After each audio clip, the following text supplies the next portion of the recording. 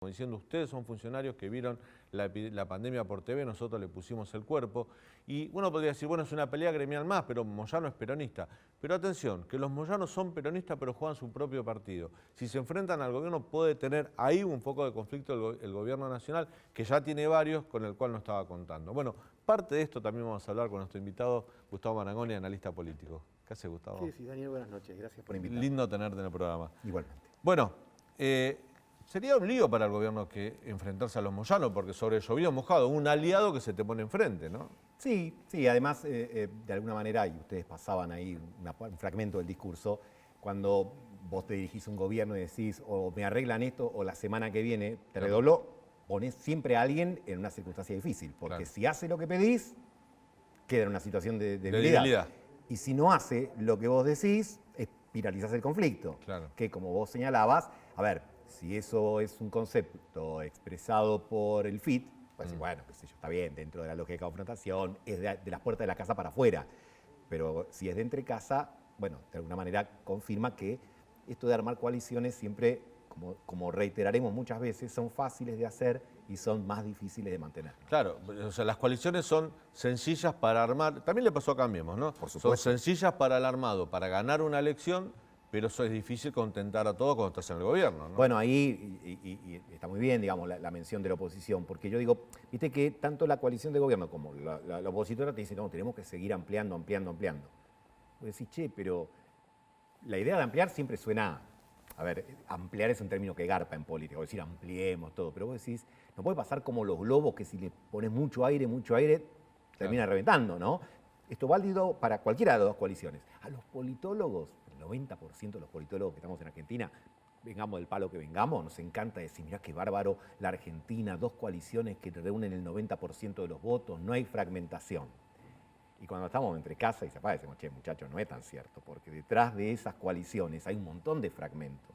En realidad cada coalición es un archipiélago. Claro. Y vos te das cuenta cuando está en el poder. Claro. Porque a Macri le pasó, pero claro, Macri era presidente y era el líder de la coalición. Acá se da la peculiaridad de que el presidente no es necesariamente el líder de la coalición. Entonces, lo cual es una situación más débil también para él. Y además, cuando ya tenés 10 años de un país estancado económicamente, más pandemia, más deuda, bueno, todo eso se nota más. Es decir, yo pienso, digamos, que el 2023 es un desafío importante para la Argentina. No solo por la elección, se cumplen 20 años de kirchnerismo. Claro. Y la pregunta es, yo creo que va a seguir existiendo, pero la pregunta es, ¿va a seguir existiendo en este formato de Frente de Todos? ¿Va a seguir existiendo, supongamos que en este formato dentro del Frente de Todos, hegemonizándolo como fue hasta el 2019-2020? ¿Va a ser más a la par? ¿Va a ser más parejo?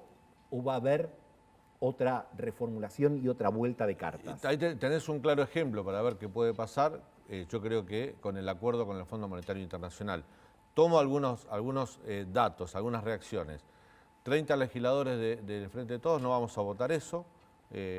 Duras, con posiciones duras. Máximo Kirchner renuncia a la presidencia del bloque.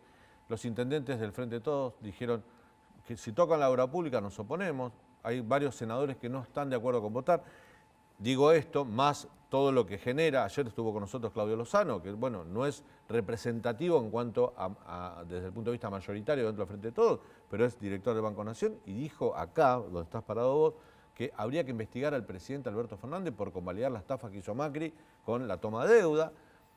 Uno escucha cosas muy duras, entonces te pregunto, ¿puede implosionar el Frente de Todos por el acuerdo con el FMI? Bueno, evidentemente ya se marcaron algunas conductas, déjame tomar algunas de las cosas que vos dijiste porque son muy importantes. Yo digo, el rol del presidente del bloque, y esto Máximo Kirchner no lo podía desconocer cuando asumió como presidente del bloque, no es ser el resguardo de la doctrina, es juntar votos para el oficialismo.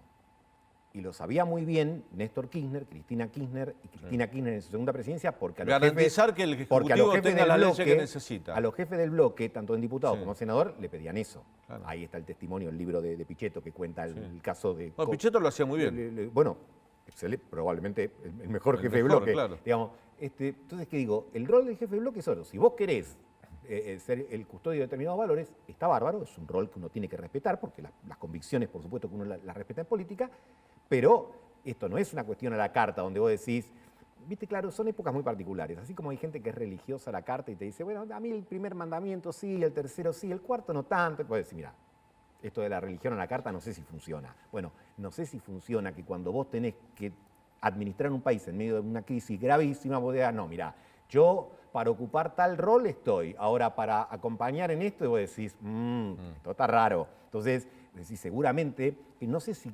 puntualmente con el tema del acuerdo se puede generar o no una implosión, pero retomo el concepto que proponía para el 2023, pero te da para pensar si se puede llegar así, porque juguemos con la imaginación, Daniel.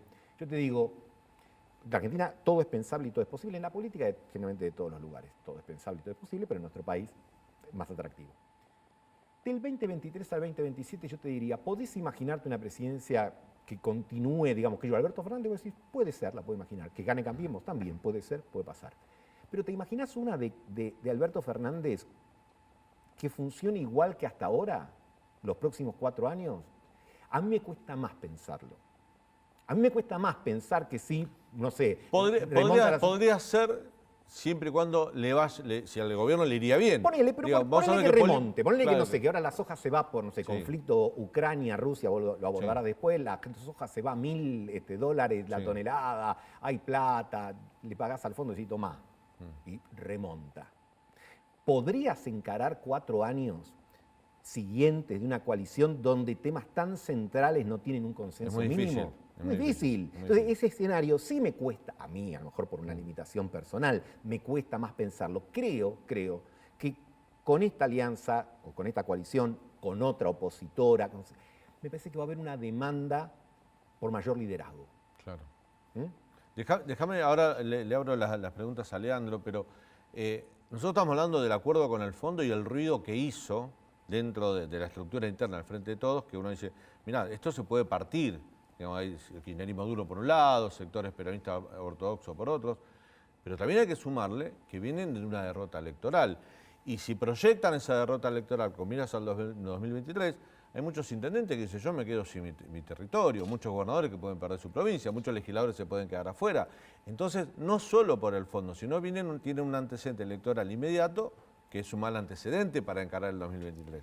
Bueno, yo creo que ahí, entre noviembre de este año, diciembre, que es, por ejemplo, cuando muchas provincias empiezan a definir si hacen las elecciones concurrentemente con la elección nacional o no, vos te vas a dar cuenta, porque si te dicen, ese es el famoso, Daniel, anda que yo después te alcanzo, vos decís, este no viene, ¿no? Entonces, si te dicen, no, mira, yo la voy a hacer antes, pero por una cuestión, viste, doméstica, para mantener, bueno, vos decís, no es el comportamiento que, no solo en el peronismo en general, porque a Macri le pasó lo mismo, cuando los demás empiezan a establecer distancia, es porque transmitís debilidad, no fortaleza, ¿no? Entonces volvemos a la declaración de Moyano. No sé si tiene razón o no me quiero meter en el tema puntual, pero hay alguien que desafía, que toma 2 ministros importantes dentro del esquema del presidente y les dice, ustedes, patapín, patapán, y a mí la semana que viene esto me lo arreglan, o hay bolonqui. Entonces vos decís, pregunta, con un liderazgo fuerte, ¿estas cosas suceden? Porque tenés que ver, digamos, qué hay detrás del tema puntual, porque vos podrías decir, por lo que yo he leído, insisto, no quiero desmenuzar el tema de la RT, el COVID y todo eso, pero dirías, es como un conflicto relativamente administrable, no parece que sea una cuestión irreconciliable ni nada por el estilo. Ahora, una jugada espiralizada de esa manera, quizás podría encubrir otras cosas también. Ahora nos metemos con la relación con los Estados Unidos, que vos tenés experiencia en el tema, pero Leandro tiene preguntas para vos. Gustavo, retomando esto que dijo Claudio Lozano, que dijo Alberto está validando una estafa con el acuerdo en el FMI. ¿Vos creés que ese puede ser el discurso de Cristina y Máximo Kirchner de cara a 2023? Mira, el de Cristina no, porque la considero más estilizada inclusive para explicar, en todo caso para fundamentar determinadas posiciones. La verdad que a esta altura del partido plantear que el acuerdo, que Macri y todo esto, es respetando todas las posiciones, pero me parece que ahí falta una dosis de realidad, que yo creo que la vicepresidenta tiene otro enfoque de la realidad, pero está más anclada en eso. Yo creo que quizás ahí también se da el hecho de que la coalición parece que, y en esto me parece que el presidente de alguna manera a veces pierde el centro. Porque si vos estás en una coalición que tiene su sector, vamos a decir así, más progresista, más de izquierda, por ponerle un nombre que a mí no me gusta, pero ponele, más de izquierda, vos te parás en el centro y no te corres de ese lugar. Si te mimetizás, dejás de ser el centro. Acá tengo un aviso parroquial. Perón, que era militar, hablaba del centro, pero no en términos ideológicos. Hablaba como lo pensaba un militar, en términos estratégicos. Era alguien que veía el campo de batalla y decía, el centro conduce siempre, y en todo caso a veces hace avanzar al brazo izquierdo y a veces al brazo derecho. Por eso era un pensamiento no ideológico. El peronismo es un pensamiento estratégico, no ideológico. Si no lo entendés, y el centro se vuelca demasiado en una de las alas y se mimetiza con esa, de alguna manera lo que decís es, bueno, pero ya esa parte de la oferta está cubierta. Sí. Digamos, el consejo ya casi saliendo de Perón, ahora vamos a Oscar Wilde, es, mirá, ocupá tu lugar, porque todos los demás están ocupados, decía Oscar Wilde. Entonces, digo, el rol del conductor es conducir, no mimetizarse con uno de los sectores, porque de alguna manera le termina o quitando equilibrio y después quiere compensar apoyándose en el otro sector, y eso en última instancia esmerila el liderazgo. Leandro, ayúdame en esta en la presentación, que vos sos experto en relaciones internacionales. Esta semana hubo una controversia por una nota que publicó el diario La Nación, firmada por el editor de política Jorge Liotti, donde manifestaba, en un off the record, funcionarios del Departamento de Estado que estaban en desacuerdo o manifestaban su desagrado por el pronunciamiento que tuvo Alberto Fernández respecto a Estados Unidos en Rusia. Ampliamos un poquito más de eso. Sí, bueno, evidentemente Jorge Liotti tenía buena información. No siempre el Departamento de Estado saca comunicados, a veces deja decir algo por lo bajo en off the record, y realmente fue desde el punto de vista diplomático una torpeza ir a Moscú en este contexto de enfrentamiento entre Rusia y Ucrania y rispideces entre Rusia y Estados Unidos, y hablar de Estados Unidos. O sea, en diplomacia a veces se dice que menos es más, y lo que tenía que plantear el presidente argentino era la agenda bilateral con Rusia, positiva, sin hablar de terceros que no estaban presentes, que son claves en la votación en el directorio del Fondo Monetario Internacional. ¿Qué opinas de este incidente, por llamarlo de alguna manera, este episodio? A ver, un poco lo que mencionábamos antes, ¿no? Digo, a veces un abogado por naturaleza, viste que es alguien que se entrena mucho, no solo en el conocimiento del derecho, sino en entrenar a sus clientes, inclusive le dicen a los clientes, tenés que ser un hábil declarante, ¿no? Porque cuando uno se sienta, no, tenés que decir esto, cuidado con lo otro. Yo creo que está muy bien que Argentina, que tiene una suerte de dualidad que no es nueva en nuestra historia.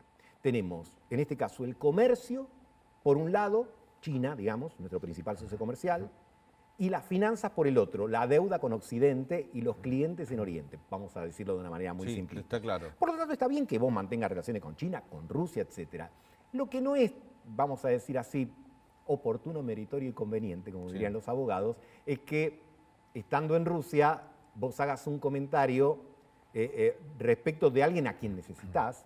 Y vuelvo a lo anterior, no por ideología, no por ser un obsecuente de Estados Unidos o de nadie. Simplemente decís, che, mira, si hace 2 semanas tu canciller fue, digamos, a generar o aceitar la posibilidad de un buen acuerdo con el fondo, que yo creo que se consiguió un buen acuerdo con el fondo, o un principio de entendimiento, digamos, un buen principio de entendimiento con el fondo, dado los intereses argentinos y la situación de nuestro país. De repente se estila en la diplomacia que vos en un tercer país no hablas mal de otro. O no hablas mal, no haces una referencia, digamos. Me parece que eso no tiene que ver con una cuestión ideológica, tiene que ver con una cuestión estrictamente de cómo te conducís de acuerdo a lo que tenés que defender cuando sos funcionario, que es el interés nacional, no la dignidad nacional. Los países tienen intereses y necesidades. La dignidad está en función de esos intereses y de esas necesidades. A veces el folclore te puede jugar una mala pasada. Pero a veces no es un posicionamiento adolescente o una estudiantina poner el imperialismo es Estados Unidos. Bueno, que de hecho lo fue, lo es, de algún modo, pero hay otros países imperialistas en el mundo. China lo es también, Rusia lo es para cierta parte de Europa y pretende serlo en otros países del mundo. Digo, ¿y por qué esa idea yo creo que, no sé, creo que es antigua, de los 70, mirar todo lo que sea imperialismo es Estados Unidos? Entonces estos pronunciamientos para hablarle a un grupo de militantes, para tenerlos contentos, pero en definitiva te perjudicás estratégicamente. Mira, Daniel, voy a citar a alguien que falleció, que yo respetaba mucho intelectualmente, además fue mi profesor en una maestría de Relaciones Internacionales, que era Carlos Escudé. Sí. Y Carlos Escudé, bueno, Fue jefe de gabinete de la Cancillería Bueno, con Guido Di con Tella. Guido Di Tella. Pero Carlos Escudé, entre su obra, su tesis doctoral era extraordinaria. Es un libro que ya debe estar bastante agotado, que se llamaba Estados Unidos, Gran Bretaña y la declinación argentina, y que planteaba justamente la dificultad en una relación triangular de ser. Pero cuando él acuñó un concepto que a mí me parece fundamental para las relaciones exteriores, que es el de realismo periférico, decía, mira, cuando vos sos pequeño, o débil, o marginal, o periférico, y tratás con los grandes, vos pagás por tus errores y por los errores del grande. Claro. Con lo cual decía, movete de una manera que, en virtud de tus intereses, veas de qué forma podés salir menos lesionado de esa situación y de qué manera, digamos, surfear mejor las corrientes. Es decir, que no tiene que ver con una cuestión ni de seguidismo ni de nada, sino de astucia, vamos a plantearlo en términos maquiavélicos, del buen Maquiavelo, digamos, de la astucia, digamos, como una parte esencial de la política, y de qué manera, no por no enojar al poderoso, sino para no perjudicarte a vos. Para no consumir autonomía propia. Bueno, exactamente, porque, digo, y ese tema vale para varios temas de la agenda de la Argentina. A ver, no es que vos vas a conseguir tu objetivo si gritás más.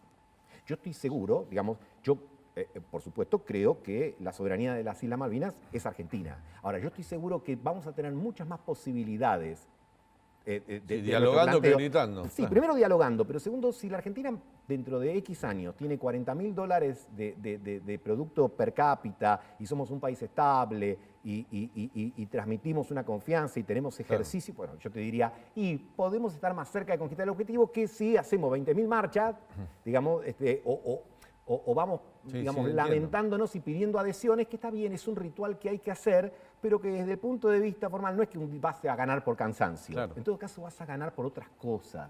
Entonces el principio del realismo periférico me parece un principio muy vigente para este mundo del siglo XXI, donde vos tenés que lidiar, vuelvo a este triángulo, que es China, que es Estados Unidos, que tienen sus conflictos.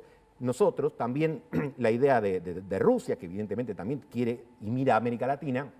A ver, Argentina y América Latina tenemos cosas en las que somos competitivos con los Estados Unidos, todo el complejo agroalimentario, y complementarios con China. Con lo cual tenemos que manejarnos con ambos, pero Estados Unidos es el referente hemisférico. Claro. Y nosotros estamos en América Latina.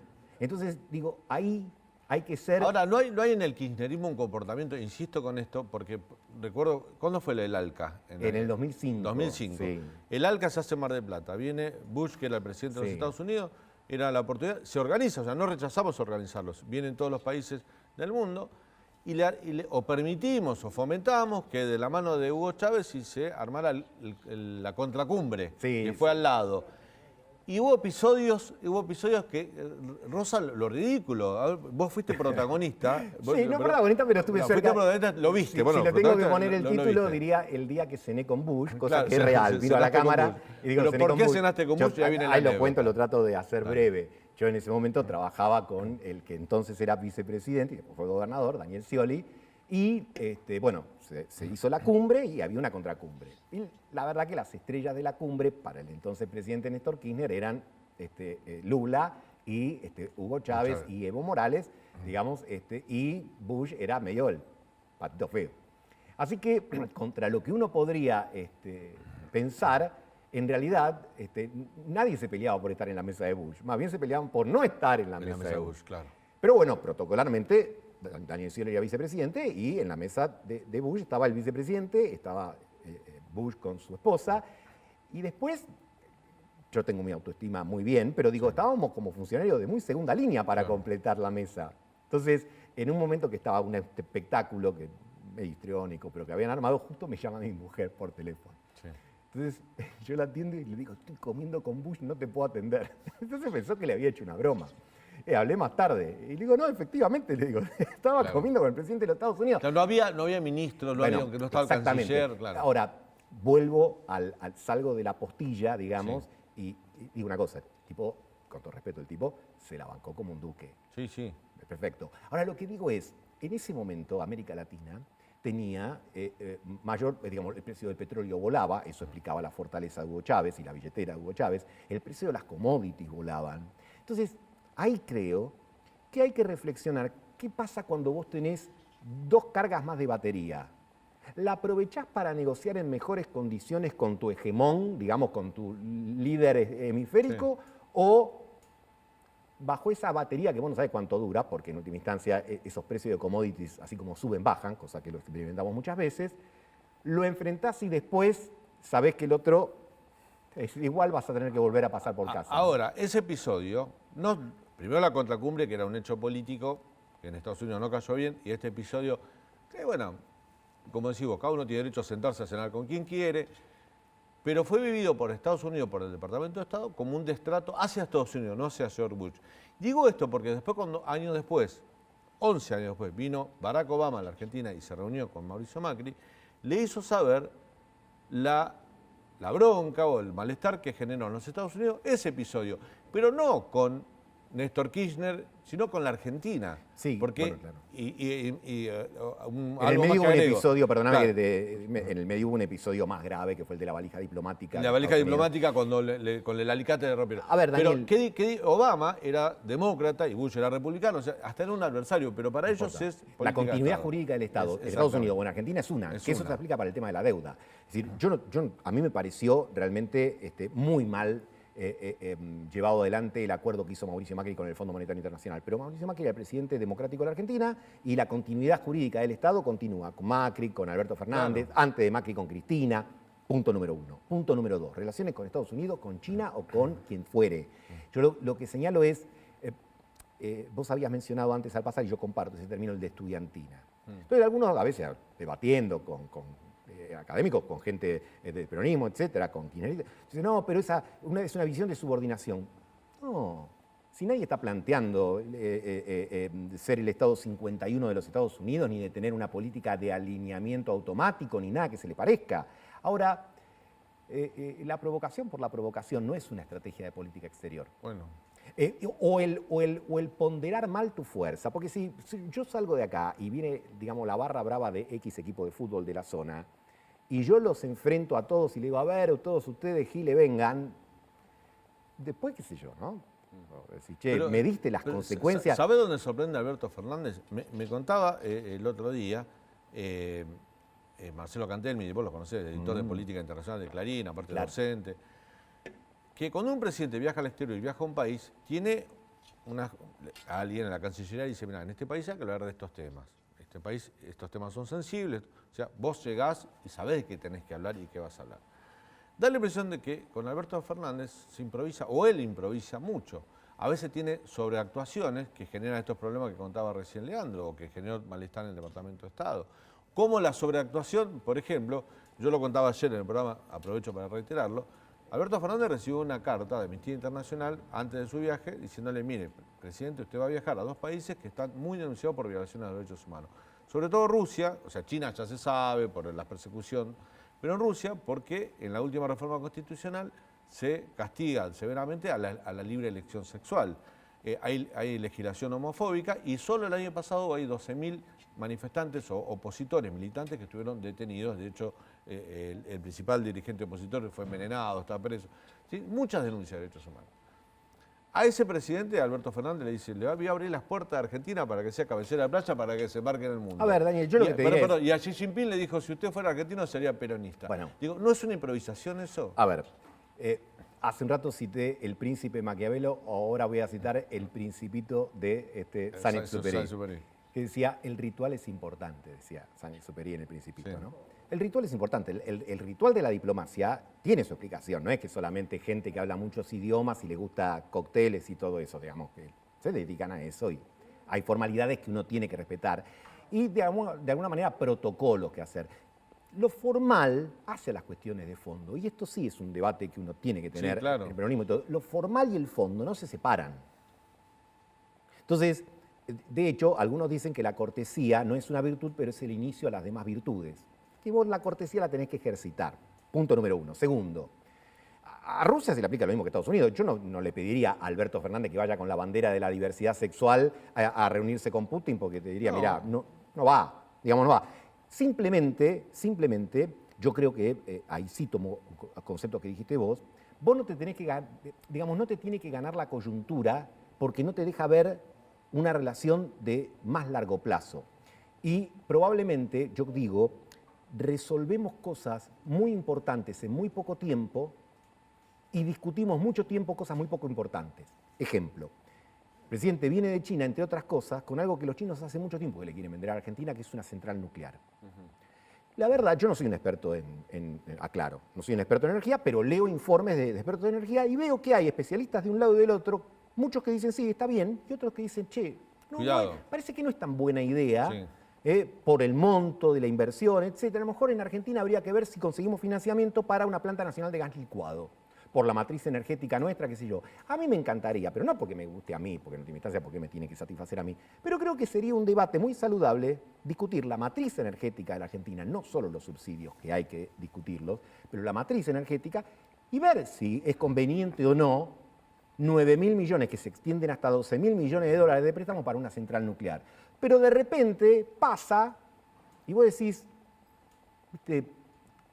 resolvimos 23.000 millones, que es deuda, respecto a determinadas obras que algunas parecen ser muy importantes y muy estratégicas, pero otras a lo mejor no lo son tanto. Entonces, este tema muchas veces nos terminan ganando las anécdotas, nos termina devorando ese antagonismo tonto que tenemos, ¿no? Que entonces todos pensamos en función de la anécdota. Y vos decís, bueno, ¿y entonces el largo plazo dónde queda? ¿Dónde está la mirada de la Argentina a 20 años y decir, mira, en 20 años Estados Unidos va a seguir existiendo y va a ser más o menos poderoso, China lo mismo, Rusia lo mismo, y nosotros tenemos que darnos una estrategia que tendría que tener un grado de consenso, lo ideal sería con la oposición, pero también con el propio oficialismo. Bueno, vos estás pidiendo algo que comúnmente se llama política de Estado. Exactamente. Que de lo que carece mucho de la Argentina, ¿no? Y las razones de Estado. Citaste al Príncipe y al Principito. Sí. El Príncipe lo escribió Maquiavelo. Sí. Y algunos dicen que el Principito lo escribió Maquiavelito. Es un chiste para arranco la semana que viene con esa... Gracias, Gustavo. Un Gracias, gusto Daniel. tenerte en el programa. Igualmente. Vamos a hacer un breve corte y al regreso vamos a hablar un poquito de economía, al llano. ¿Qué pasa con la economía? Si las reservas, las importaciones, la suba de la soja va a repercutir en los precios internos y en la economía diaria de todos nosotros. Está Miguel Ponce con nosotros para hablar de eso. Ya volvemos.